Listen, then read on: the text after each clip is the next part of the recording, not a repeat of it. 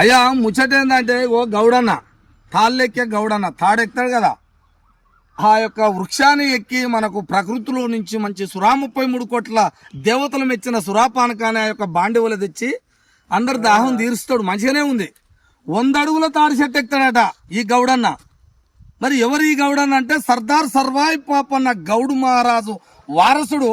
కానీ 100 అడుగుల తాడి చెట్టు ఎక్కుతాడట, కానీ 2 అడుగుల కుర్చీ ఎక్కడట. ఈ తెలంగాణ రాష్ట్రంలో ఈ దేశంలో కుర్చీ బరువు అవుతుందట. 2 అడుగుల కుర్చీ ఎక్కడానికట, ఆ రాజసింహాసనం పట్టుకుంటానికట కష్టం అవుతుందట. మరి ఏమని చెప్పాలను మరి అర్థం అవుతలేదు నాకు.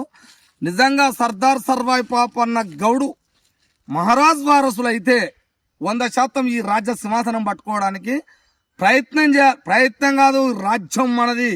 400 సంవత్సరాల కిందనే సర్దార్ సర్వాయి పాపన్న ఈ రాజ్యాన్ని పరిపాలించుండు. గోల్కొండ కిల్ల మీద ఏ జెండా ఎగరేయాలనో ఎగరేసిన ఆ గౌడన్న రాజ్యాన్ని తెచ్చుకోవాలని ఒక్కసారి పెద్ద మనిషి కోరుతున్నా. నిన్ను చేస్తారుగా పని తప్పకుండా. ఓ గౌడన్న, ఏం పేరు నీ పేరు? ఆంజయ్య. ఆంజయ్య మాటిస్తుండు లెంకలపల్లి నుంచి. రాజ్యం మునుగోడు గడ్డ మీద ఫస్ట్ గడ్డ పట్టుకోవాలి.